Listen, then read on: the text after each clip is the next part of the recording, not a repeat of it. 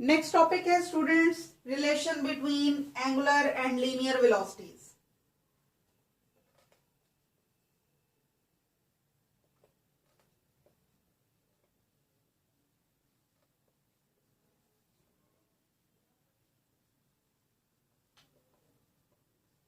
इसके लिए आपने जो पिछले टॉपिक में एक इक्वेशन पढ़ी है S is equal to r theta, आपने सिर्फ इस इक्वेशन को लेकर आगे चलना है। यहां अगर हम कहें कि डेल्टा थीटा में चेंज आ रहा है तो एंगुलर डिस्प्लेसमेंट के साथ साथ इस S में भी चेंज आता जा रहा है। और अगर हम rate of change of this linear displacement यहां डेल्टा टी के साथ इसको डिवाइड करके हासिल करें तो इधर भी हमें डेल्टा टी के साथ डिवाइड करना पड़ेगा।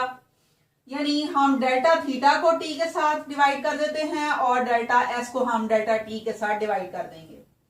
अब ये बन गया हमारे पास rate of change of linear displacement जो कि इक्वल होता है लीनियर वेलोसिटी के। यानी हमने वेलोसिटी की डेफिनेशन को यहां पर यूज किया है और इसी तरह से ये है rate of change of angular displacement जिसको हमने कहा था एंगुलर वेलोसिटी ओमेगा। तो ये हमारे पास रिलेशन आ गया for linear and angular velocities. उसके बाद हमने इसी चीज को दोबारा डिवाइड करना है टाइम के साथ दोनों साइडों पे। अब ये बन गया rate of change of linear velocity जो कि होता है लीनियर एक्सेलरेशन, और यहां हम omega over T rate of change of angular velocity अगर लेंगे तो ये होता है एंगुलर एक्सेलरेशन अल्फा। यानी ये इक्वेशन आपको बताएगी relation between linear and angular accelerations. इससे नेक्स्ट टॉपिक में स्टूडेंट्स हमने स्टडी करना है कि हम इक्वेशंस ऑफ लीनियर मोशन को कैसे चेंज करेंगे इक्वेशंस ऑफ एंगुलर मोशन में। इसके लिए हम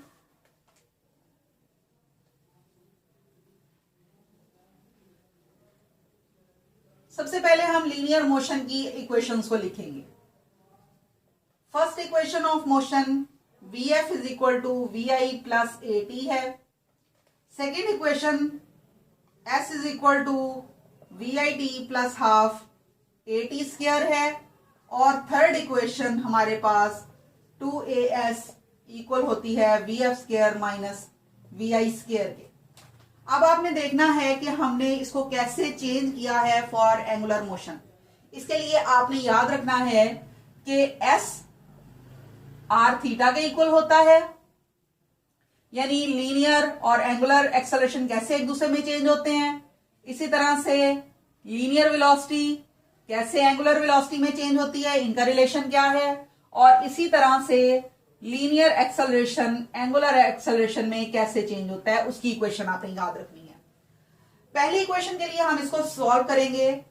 Vf जो है V is equal to r omega है तो इसको हम ओमेगा एफ लिख देंगे। उसके बाद इक्वेशन की दूसरी साइड पे ये आर ओमेगा आई बन जाएगा। यहां पर ए की जगह हम आर अल्फा लिखेंगे और इसको टी के साथ मल्टीप्लाई कर देंगे। अब इक्वेशन की इस साइड से हमने आर को अलग कर लिया और यहां से भी हमने आर को कॉमन निकाल लिया। आर और आर इक्वेशन की दोनों साइडों पे कैंसिल हो गए। यानी first equation for angular motion is omega f is equal to omega i plus alpha t. और इससे इजी मेथड ये है कि आप जहां आपके पास लीनियर डिस्प्लेसमेंट है वहां आप एंगुलर डिस्प्लेसमेंट को यूज कर लें, जहां लीनियर वेलोसिटी है वहां आप एंगुलर वेलोसिटी को यूज कर लें, और जहां लीनियर एक्सेलरेशन है वहां आप एंगुलर एक्सेलरेशन को यूज कर लें। तो ये इतनी लंबी आपको डेरिवेशन करने की जरूरत नहीं पड़ेगी, आप डायरेक्ट इसको देखते हुए एंगुलर मोशन की इक्वेशंस को लिख सकेंगे। S जो है वो लीनियर डिस्प्लेसमेंट है तो इसकी जगह हम एंगुलर डिस्प्लेसमेंट थीटा लिखेंगे। VI लीनियर वेलोसिटी है, इसको हम एंगुलर वेलोसिटी से रिप्लेस करेंगे। T इसके साथ एज इट इज मल्टीप्लाई हो जाएगा, प्लस साइन हाफ, और A लीनियर एक्सेलरेशन की जगह यहां आ गया हमारे पास एंगुलर एक्सेलरेशन। इसी तरह से थर्ड इक्वेशन में हम 2 एज इट इज, A की जगह अल्फा एस की जगह थीटा, वी की जगह ओमेगा इन एफ और ओमेगा विद आई। तो ये तीन इक्वेशंस हमारे पास आ गई हैं, इक्वेशंस फॉर एंगुलर मोशन।